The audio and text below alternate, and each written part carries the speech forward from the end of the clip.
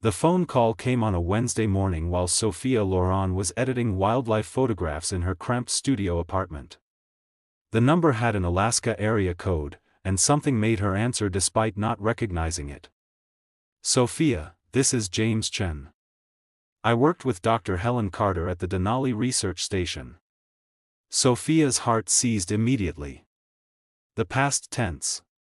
The careful tone. She already knew what was coming. "Helen passed away 3 nights ago," James continued gently. "Heart attack in her sleep. It was peaceful, quick. She didn't suffer." Sophia closed her eyes, grief washing over her. Helen Carter had been more than a mentor. She was the grandmother Sophia had never had, the person who taught her to see wildlife not as subjects to photograph but as stories to tell. Helen had been there through Sophia's divorce, through the darkest period of her life, offering wisdom and unconditional support. "The funeral is this Saturday in Anchorage," James said. "But there's something else." Helen left specific instructions. She wants her research notes and personal effects retrieved from the station and brought back by someone she trusted. "She named you specifically, Sophia." Of course, Sophia managed through the tightness in her throat. "I'll fly up tomorrow." "There's a complication." James's hesitation was palpable. "The station is remote, 12 hours by truck through some of the most dangerous terrain in Alaska. Commercial transport isn't available this time of year due to early snow." Helen also named Marcus Webb to help retrieve her things. "He's already agreed to drive up from Anchorage. I know your history with him is complicated." Sophia felt the room tilt. Marcus Webb. Her ex-husband. The man she had loved more than breathing. The man whose grief had matched her own but whose silence had ultimately destroyed their marriage. She had not spoken to him in 2 years, not since she signed the divorce papers with hands that shook so badly she could barely hold the pen. "Marcus is the only person who knows the route well enough," James continued. "He worked as a park ranger in that region for years. Helen trusted him completely. I know this is asking a lot, but she specifically requested both of you. She said you were the only 2 people who would understand what her research meant." Sophia stared at the photographs covering her walls: wolves in Yellowstone, bears in Montana, eagles in Wyoming. A third of them had been taken during expeditions with Marcus, back when they were partners in every sense of the word. "I'll do it," she heard herself say. "For Helen. Thank you. Marcus will pick you up from the Anchorage airport Friday morning. The drive to the station takes about 12 hours in good conditions, longer if the weather turns. You should plan for at least one overnight stop." After the call ended, Sophia sat frozen, her mind reeling. 12 hours minimum in a truck with Marcus. Possibly longer if conditions were bad. The man who had been her everything until tragedy tore them apart. The man whose silence after their miscarriage had felt like abandonment. The man she had loved so completely that his absence still left a hollow ache in her chest 2 years later. She looked at the photograph on her desk, her and Marcus on their wedding day, standing on a mountain overlook, both in hiking boots and outdoor gear because a traditional wedding had felt wrong for 2 people who lived for wilderness. They looked so happy, so certain of their future together. She barely recognized those people now. Friday morning arrived too quickly. Sophia stood outside the Anchorage airport terminal at dawn, a duffel bag at her feet, watching a dark green pickup truck pull to the curb. Her stomach clenched as Marcus stepped out. He looked different, leaner, more weathered, his dark brown hair longer than he used to wear it. He had a beard now, neatly trimmed, that made him look older than 32. But his eyes, those deep hazel eyes that had once looked at her like she was his entire world, held the same intensity she remembered. "Sophia." His voice was carefully neutral as he reached for her bag. "Marcus." The formality was painful, absurd. They had once known every inch of each other's bodies, had built a life together from nothing.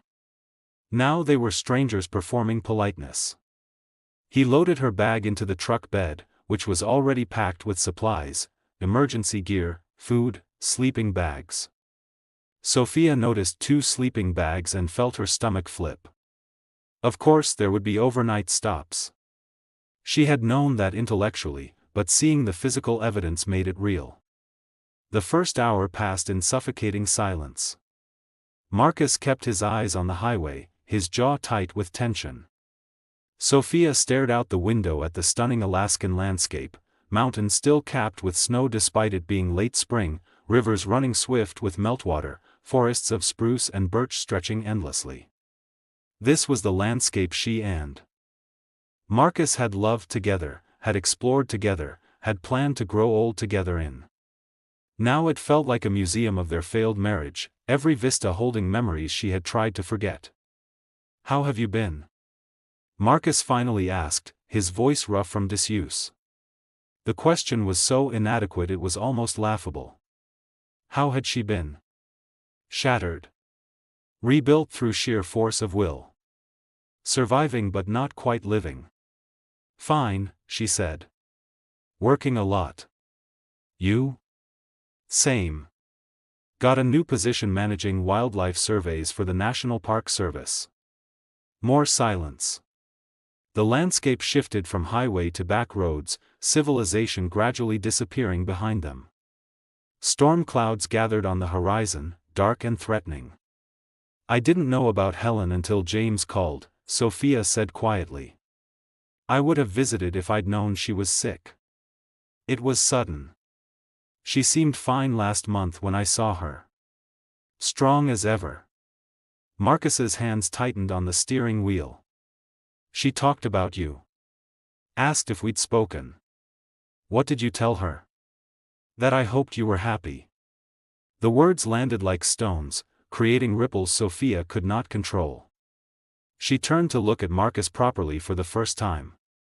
His profile was achingly familiar, the straight nose, the strong jawline, the small scar above his left eyebrow from a childhood accident. But there were new lines around his eyes, shadows that had not been there during their marriage. "Were you?" she asked. "Happy?" Marcus's throat worked. "No. Not even close." Before Sophia could respond, the first snowflakes began to fall. Within minutes, it became a full blizzard, visibility dropping to nearly zero. Marcus slowed to a crawl, leaning forward to see through the whiteout conditions. "There's an old ranger station about 10 miles ahead," he said, tension evident in his voice. "We need to stop and wait this out. Continuing in these conditions is suicide." Sophia nodded, her heart pounding. 10 miles. Then they would be trapped together in close quarters until the storm passed. The universe seemed determined to force the confrontation they had both been avoiding. The ranger station appeared through the snow like a ghost, a small log cabin, weathered but sturdy, set back from the road. Marcus pulled up as close as possible, and they made a run for the door through the driving snow. Inside, the cabin was cold but dry. One main room with a fireplace, a small kitchenette, 2 bunk beds built into the wall. Survival supplies lined the shelves, blankets, canned food, water, a first aid kit. It was a refuge for stranded travelers, exactly what they needed. Marcus immediately began building a fire while Sophia inspected the supplies. They worked in practiced synchronicity, falling into patterns established during years of wilderness travel together. It should have felt comfortable, but instead it was painful, a reminder of everything they had lost. Once the fire was going and they had assessed their situation, they sat on opposite sides of the room. The storm howled outside, wind rattling the windows. Sophia wrapped a blanket around herself, watching flames dance in the fireplace. "How long do you think we'll be stuck here?" she asked. "Based on the forecast, the storm should pass by morning. But we can't risk traveling until visibility improves." Marcus added another log to the fire. "I'm sorry. I know this isn't what you wanted. What I wanted was for Helen to not be dead." Sophia's voice broke slightly. "What I wanted was to mourn her without having to face you." Marcus flinched like she had struck him. I know. I'm sorry. If there was any other way. But there isn't. Sophia pulled the blanket tighter. So here we are. Trapped together.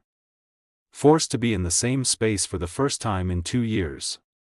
Sophia. Don't. She held up a hand. I can't do this, Marcus. I can't sit here and make small talk like we're acquaintances who happen to share a past. I can't pretend my heart isn't breaking being this close to you. The confession hung in the air between them, raw and honest. Marcus stood abruptly, walking to the window, his back to her. His shoulders were rigid with tension, his hands clenched into fists at his sides. Do you think this is easy for me? His voice was rough, barely controlled. Do you think I haven't spent every day for 2 years wishing I could go back and do everything differently? Then why didn't you fight for us? Sophia stood too, anger and grief warring inside her. Why did you just let me go? Marcus turned to face her, and Sophia saw a raw pain in his eyes.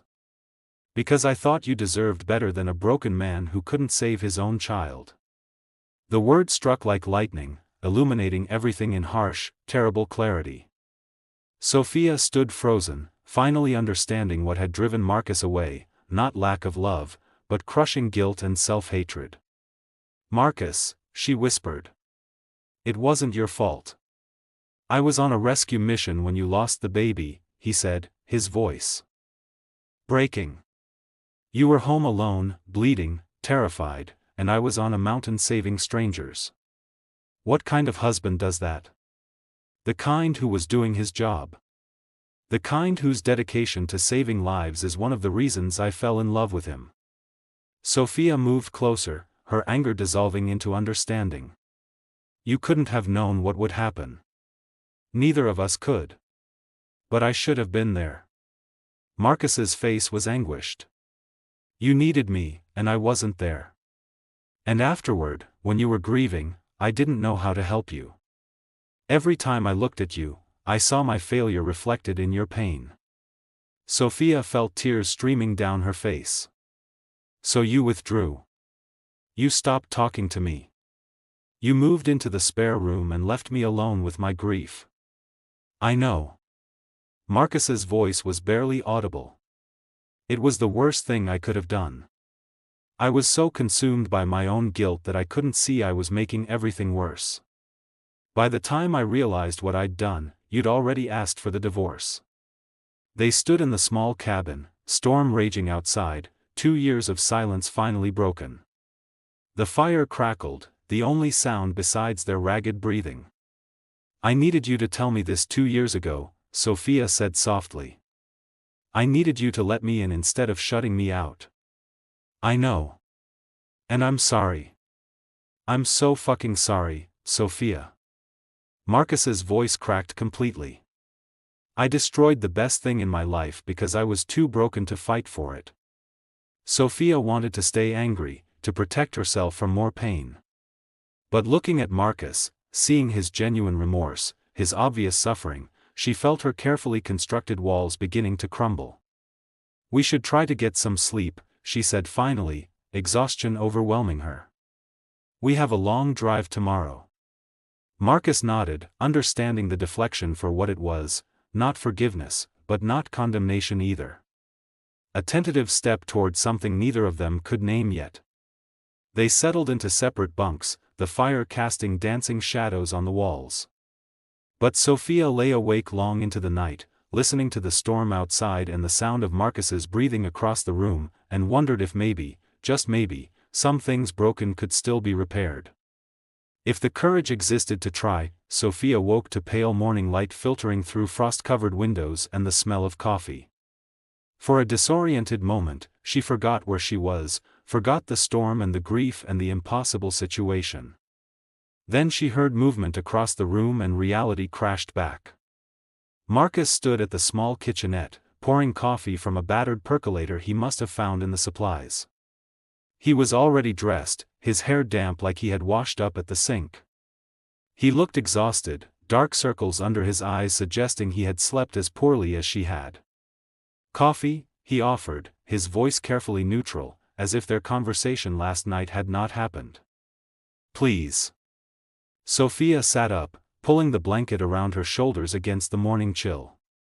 She accepted the mug he handed her, their fingers brushing briefly. The contact sent electricity through her that she tried desperately to ignore. They drank in silence, both staring out the window at the transformed landscape. The storm had passed, leaving everything covered in fresh snow that sparkled in the early light. It was breathtakingly beautiful, the kind of scene Sophia would normally be scrambling to photograph. But today, beauty felt like an insult to the grief sitting heavy in her chest. "We should get moving," Marcus said, setting down his empty mug. "The road will be passable now, but we lost time. We will need to push hard to reach the research station before dark." They packed quickly, falling into the efficient rhythm that had once been second nature. Marcus cleared the fireplace while Sophia inventoried what supplies they had used, leaving a note and payment for the ranger station's emergency fund. Within 30 minutes, they were back in the truck, continuing north. The landscape grew progressively more remote and wild. They left the last vestiges of civilization behind, no more road signs, no cell service, just endless wilderness. Mountains rose on either side, their peaks disappearing into clouds. Rivers rushed past, swollen with snowmelt. Occasionally they spotted wildlife, a moose grazing near the road, an eagle circling overhead, fresh wolf tracks crossing their path. This was the Alaska Marcus and Sophia had fallen in love with together. The wild, untamed places where nature operated by its own rules. But now, instead of sharing their excitement at each sighting, they catalogued them silently, the observations dying unspoken. Around midday, Marcus pulled over at a scenic overlook. "We should eat something. Next leg is 4 hours with no safe place to stop." They sat on the tailgate, eating the sandwiches Marcus had packed, looking out over a valley that stretched for miles. Sophia found herself stealing glances at him, noticing small changes. A new scar on his hand. The way he held himself slightly differently, more guarded. The sadness that seemed permanently etched around his eyes. "You grew a beard," she said, then immediately felt foolish. Of all the things to comment on. Marcus touched his jaw self-consciously. "About a year ago. Easier than shaving in the field. It suits you." The words came out softer than she intended. Their eyes met and held. For a moment, Sophia saw past the careful stranger he had become to the man she had married. The man who used to make her laugh until her sides hurt, who would wake her before dawn to watch the sunrise, who kissed her like she was oxygen and he was drowning. Marcus looked away first. "We should keep moving." The afternoon brought new challenges. The road deteriorated to barely more than a track, rutted and treacherous. Marcus navigated with focused intensity, his hands steady on the wheel despite the difficult conditions. Sophia found herself watching him work, remembering how competent he had always been in wilderness settings. It was one of the things that had attracted her, his absolute confidence in the wild, his deep respect for nature paired with the skills to survive it. "Do you remember the first time we came up here?" Marcus asked suddenly, breaking hours of silence. "With Helen, that summer research expedition?" Sophia was surprised he was bringing up the past. "I remember. You were convinced you could navigate by the stars and got us completely lost." In my defense, it was cloudy. A hint of a smile touched Marcus's lips. "And Helen thought it was hilarious. She made us find our way back as a teaching exercise." Sophia felt her own smile forming at the memory. "Said we needed to learn that being lost was just an opportunity for discovery." She was right about that. Marcus's voice turned serious. "About a lot of things." They lapsed back into silence, but it felt different now. Less hostile, more contemplative. The memories of Helen had opened a door, letting in air to a space that had been sealed tight. As afternoon shifted toward evening, dark clouds began gathering again. Marcus checked the weather radio and frowned. Another storm system moving in. Bigger than last night. We need to find shelter. How far to the research station? Still 3 hours in good conditions. But in a storm like this, we would not make it. There is an old hunting cabin about 20 minutes ahead. Helen mentioned it in her notes. Basic shelter, but it will have to do. The cabin appeared just as the first drops of rain began to fall, a small structure built into the side of a hill, constructed from logs and clearly old but still solid. Marcus parked the truck under a natural overhang that would provide some protection. Inside, the cabin was even more basic than the ranger station. One room, a stone fireplace, a single bed frame with an old mattress, and little else. Supplies were minimal, some firewood, a few emergency rations, a lantern. "I will sleep in the truck," Marcus said immediately, seeing Sophia's expression as she looked at the single bed. "Don't be ridiculous. It is going to be freezing tonight. We will both get hypothermia sleeping separately." Sophia tried to keep her voice practical, clinical, even as her heart raced at the implication. "Sophia. We are both adults, Marcus. We can share a sleeping space without it meaning anything." But even as she said it, she knew it was a lie. Everything between them meant something. The storm hit with full force as they prepared for the night. Rain pounded the roof, wind howled through gaps in the logs.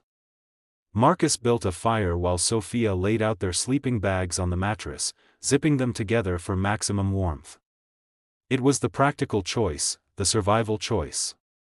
That was all. They ate a cold dinner from their supplies, sitting near the fire, the intimacy of the small space making casual conversation impossible. Every movement felt loaded with meaning. Every accidental touch sent sparks through the air between them. "I need to tell you something," Marcus said finally, staring into the flames. "After you left, I fell apart. Completely. I was drinking too much, taking dangerous risks on rescues, basically doing everything I could to avoid feeling anything." Sophia listened, her throat tight. "My supervisor put me on mandatory leave, told me to get help or lose my job. So I started seeing a therapist. Twice a week for the past 18 months. He turned to look at her. I learned that I have a pattern of shutting down when I feel like I have failed. I learned that my father's emotional unavailability taught me that showing vulnerability was weakness. I learned that I needed to communicate instead of withdrawing. Marcus. I learned all of this too late to save our marriage," he continued, his voice rough with emotion. "But I learned it. I am not the same man who let you walk away. I have done the work, Sophia. I know that does not change what happened, but I needed you to know." Sophia felt tears streaming down her face. "I did therapy too. I learned that I have a pattern of expecting people to read my mind instead of asking for what I need. I learned that when you withdrew, I took it as rejection instead of recognizing you were drowning in your own pain. I learned that I gave up on us too easily because staying and fighting felt scarier than running. We were both broken," Marcus said softly. "We still are." Sophia wiped her eyes. "Just broken differently now." The fire crackled between them, the storm raging outside. Marcus stood and moved to sit beside her on the edge of the bed. Not touching, but close enough that Sophia could feel his warmth, smell the familiar scent of him beneath the wood smoke and rain. "I miss you," he said simply. "Every single day, I miss you. I miss how you used to hum while editing photos. I miss your terrible cooking and the way you would get so absorbed in a shot that you would forget to eat. I miss sleeping next to you, waking up with you. I miss being the person who got to love you." Sophia's breath caught. She turned to face him, seeing her own longing reflected in his eyes. "I miss you too. So much it physically hurts sometimes. But I am terrified, Marcus. What if we try again and it falls apart? What if we just hurt each other all over again? Then we hurt, Marcus said, his hand coming up to cup her face with heartbreaking gentleness. But at least we tried. At least we fought for something worth fighting for.